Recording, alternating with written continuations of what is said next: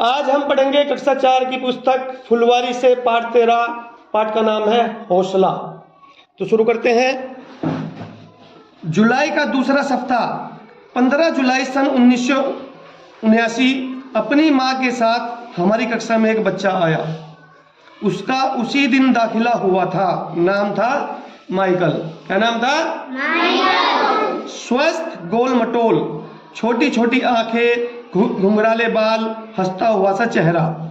कुछ ही दिनों में अपने व्यवहार और प्रतिभा के बल पर वह कक्षा में सबकी आंखों का तारा हो गया। आंखों का तारा होना यानी कि सबकी नजरों में क्या हो गया, सबके लिए वो क्या हो गया, बहुत ही प्यारा हो गया। आंखों का तारा मतलब सबसे प्यारा। माइकल कब मेरा सबसे खास दोस्त हो गया।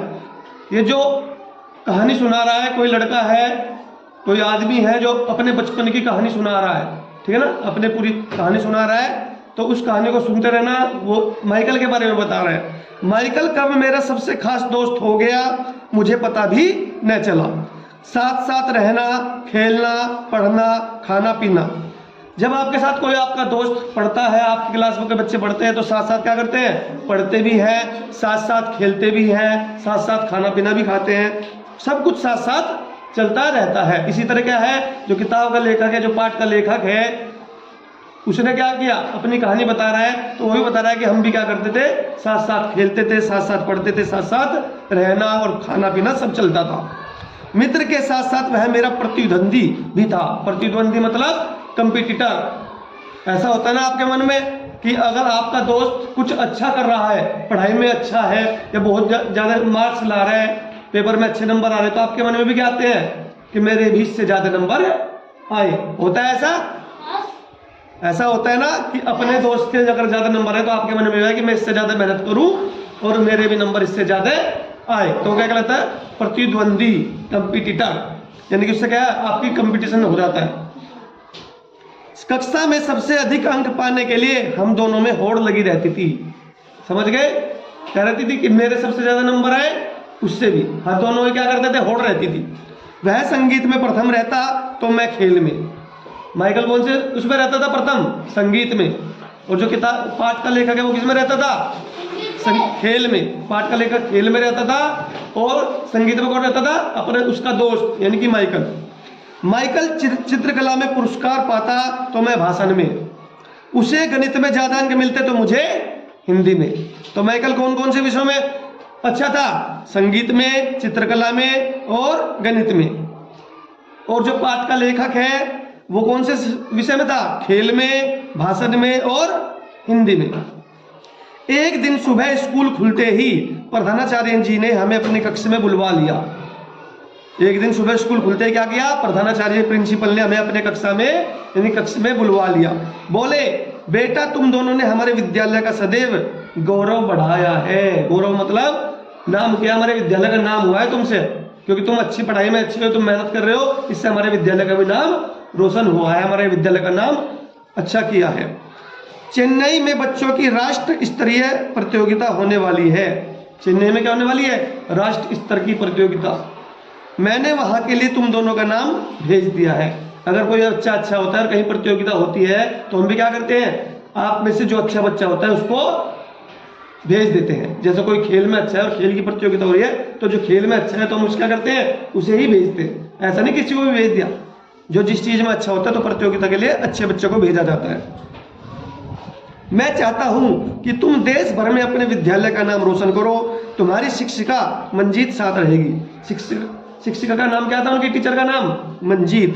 क्या नाम था, मंजीत। अगले सप्ताह ही जाना होगा, इसलिए मंजीत जी से मिलकर तैयारियां कर दो।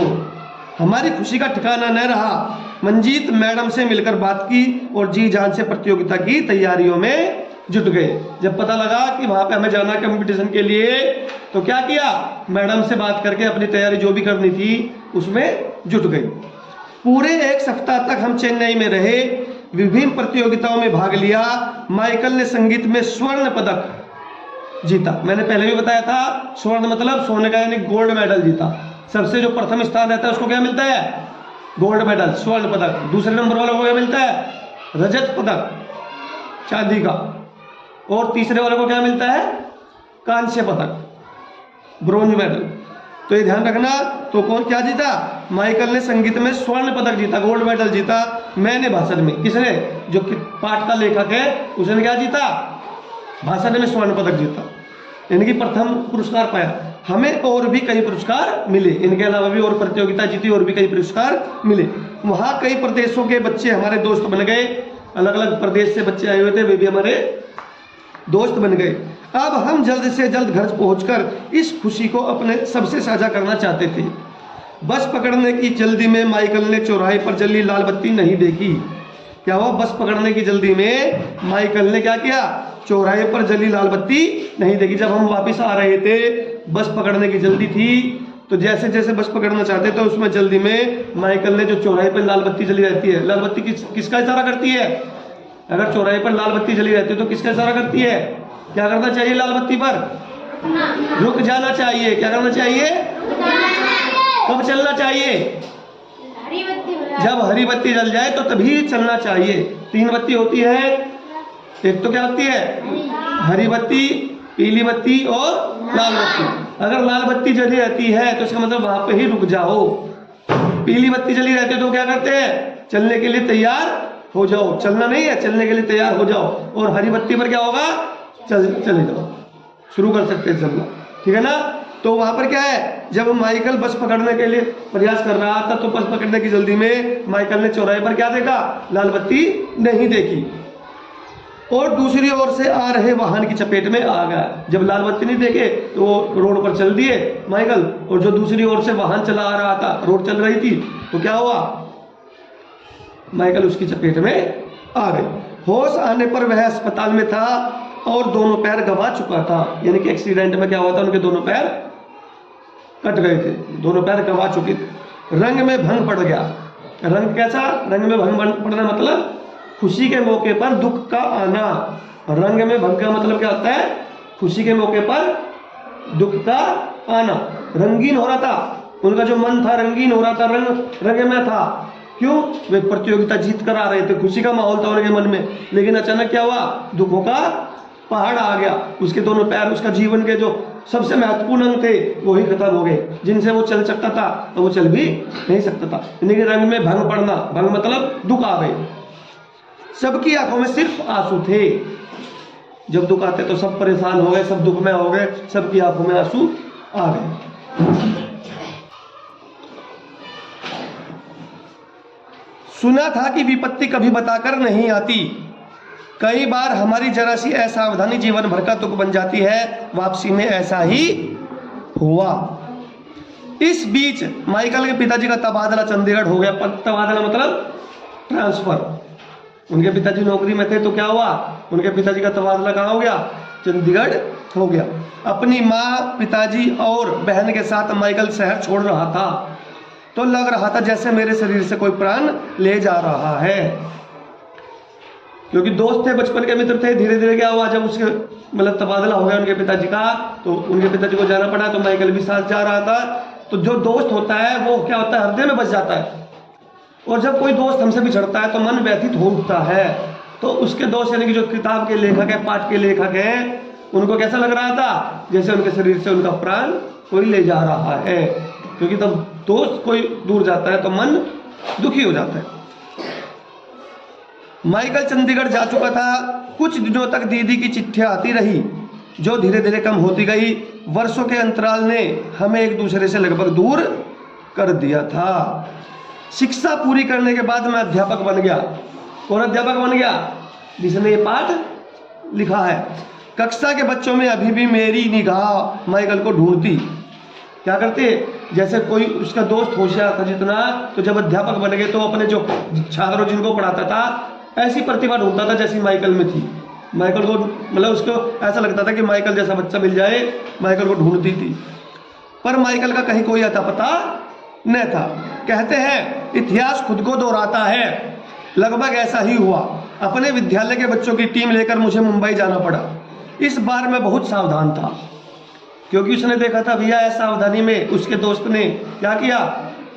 सड़क पे चल पड़ा, लाल बत्ती नहीं देखी और दोनों पैर गंवा दिए। लेकिन अब की बार क्या हुआ? अध्यापक बन चुका था, उसके बच्चों को साथ लेकर जा रहा था, जो छात्र के बच्चे थे कंपटीशन के लिए। तो क्या हुआ? बहुत ही सावधानी से, जीवन में उसने ऐसा समय देखा था, ऐसा सावधानी से उसने उसके बच्चों की, मतलब उसके दोस्त की क्या कर दी थी, जीवन को तबाह कर दिया था। लेकिन अब की बार वो क्या कर रहा था, जब अपने बच्चों को, अपने छात्रों को ले जा रहा था तो बहुत सावधानी से जा रहा था। सभी बच्चे यातायात के नियमों का पालन करेंगे, मैंने चेतावनी पूर्वक कहा। जाने से पहले, चलने से पहले क्या कहा, अपने सभी बच्चों को उसने चेतावनी पूर्वक क्या कहा, समझा दिया कि जब भी आप सड़क पार करोगे तो यातायात के नियमों का पालन करोगे। यातायात के नियम मैंने अभी बताए, लाल बत्ती, हरी बत्ती और पीली बत्ती, इनको देखोगे और इनके नियमों का पालन। प्रतियोगिताओं का उद्घाटन प्रारंभ हुआ। प्रतियोगिताओं का उद्घाटन क्या हुआ, प्रारंभ, जहां पर प्रतियोगिता थी बच्चों की। उद्घोषक ने बताया, उद्घोषक मतलब जिसने उद्घोषणा की, जिसने घोषणा की, उद्घाटन एक महान संगीतज्ञ के द्वारा किया जाना है। जब कोई प्रतियोगिता शुरू होती है, जब कोई फंक्शन शुरू होता है, तो वहां पे हमेशा देखा होगा आपने, किसी न किसी अतिथि को बुलाया जाता है, किसी न किसी बड़े आदमी को जिसका नाम होता है उसको बुलाया जाता है, और उससे उसके क्या करते हैं, उद्घाटन करवाते हैं, फीता कटवा के या उसको भाषण दिलवा के, कुछ भी करवा के। तो यहाँ पे भी उद्घोषणा करने वाले ने क्या कहा, जो प्रतियोगिता शुरू होने वाली थी, उसने बताया कि जो उद्घाटन है कौन करेगा, एक महान संगीतज्ञ के द्वारा किया जाना है। संगीतज्ञ का मतलब जो संगीत का ज्ञान हो, जिसे संगीत का बहुत ही ज्यादा ज्ञान हो, संगीतज्ञ। पर्दे के पीछे से वाद्य यंत्र बजना प्रारंभ हुए। वाद्य यंत्र मतलब जो संगीत के यंत्र है, पियानो हो गए, बाजे हो गए, ढोलक हो गई, जो भी यंत्र हो सकते हैं संगीत के, वो वादक यंत्र बजना प्रारंभ हुए। मंच पर धीरे धीरे अंधकार से प्रकाश फैलने लगा। मंच पर क्या हुआ, अंधकार का धीरे धीरे क्या हुआ, प्रकाश फैलने लगा। देखा होगा आपने, चित्र देखो, यहाँ पे क्या हुआ, धीरे धीरे अंधकार से क्या हुआ, रोशनी एक जगह फोकस हो रही है, लग रही है एक आदमी के ऊपर फोकस हो रही है। व्हील चेयर, पहिया कुर्सी, देखो जो देखा होगा आपने, जिस पे नहीं चला जाता उसके लिए क्या होता है, व्हील चेयर, पहियों वाली कुर्सी होती है, जो पहियों को सरका के वो चल सकता है। यहाँ पे देखो, इसमें भी देखी होगी आपने चित्र में देखो सब, यहाँ पे एक व्हील चेयर, व्हील मतलब पहिया, पहिए वाली कुर्सी। ये तो क्या है, जिस पे हम बैठे हैं तो नॉर्मल कुर्सी है, एक होते हैं व्हील, पहियों, जो पहियों से सरका सकते हैं। उस पर क्या है, जिस पे नहीं चला जाता वो उस पर बैठ के चल सकता है, पहले उसको सरका के आगे पीछे जा सकता है। व्हील चेयर, पहिया कुर्सी पर माइक हाथ में थामे, माइक, क्योंकि माइक से बोलेगा। मुख्य अतिथि मंच पर आए। मुख्य अतिथि मतलब जो मेहमान बुलाए गए थे, मुख्य, वो आए। सभी ने तालियों की गड़गड़ाहट से उनका स्वागत किया। सभी ने क्या बजाई, तालियां बजाई। जब कोई मंच पर आया तो उनके लिए तालियां बजाई कि बहुत अच्छी, हमारी प्रतियोगिता शुरू होने वाली है, तो उनका क्या किया, स्वागत किया, वेलकम किया। अरे यह तो मेरे बचपन का मित्र माइकल है। मैं चौंक उठा। कौन, जो अध्यापक बन गए थे। मेरी आंखें खुशी से भर आई। उन्होंने अपने दोस्त को, यानी कि जो अतिथि आए थे, उनको पहचान लिया और देखा ये तो मेरे बचपन का दोस्त माइकल ही है, जिसके बचपन में क्या हुए थे, पैर कट गए थे। माइकल, मेरी आंखें खुशी से भर आई। माइकल ने बेहद मधुर गीत सुनाया, बेहद ही मधुर प्यारा गीत सुनाया। गाते गाते उसकी दृष्टि मुझ पर पड़ी। माइकल की दृष्टि किस पर पड़ी, मुझ पर पड़ी। मैंने हाथ हिलाकर अभिवादन किया, यानी कि इशारा किया, अभिवादन किया।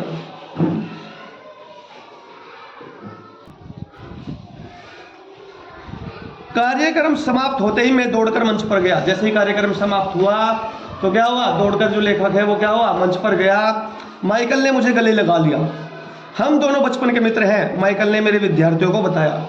किसको बताया, जिनको साथ लेकर गया था उसको क्या बताया, बच्चों को, कि माइकल मेरे बचपन का, हम दोनों बचपन के मित्र हैं। किसने बताया, माइकल ने। इसके बाद माइकल हम सबको वहां ले गया जहां वह रुका हुआ था। उसने बताया, तुम्हें याद है ना अवनीश, वह दुर्घटना। अब बताओ लेखक का क्या नाम था। अरे